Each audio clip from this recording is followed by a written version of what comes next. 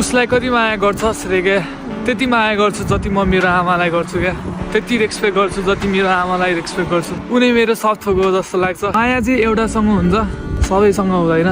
अनि माया सबैले पाउन पनि सक्दैन। कतिजनाले माया पाएर पनि कसले कदर गर्न सक्दैन।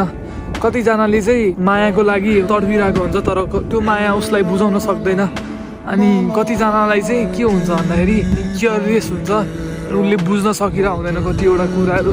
त्यसरी नै जाँदो रहेछ लाइफ चाहिँ होइन। आफूलाई चाहिएको टाइममा चाहिँ राइट पर्सनसँग एउटा राम्रो माया हुन्छ नि, सबै कुरा पाउँछ नि, त्यो मान्छे चाहिँ एकदमै लक्की हो जस्तो लाग्छ मलाई चाहिँ। खत्रै लक्की हो, किनकि सबैले माया बुझ्न सक्दैन, सबैले माया पाउन पनि सक्दैन, सबैले राइट पर्सन पाउन पनि सक्दैन। त्यही भएर भन्छु कि म त यो माया भन्ने कुरा चाहिँ एकदमै अमूल्य छ। चोखो माया पाउन अलिक गाह्रो नै छ होइन। त्यही भन्छु म त कस्तो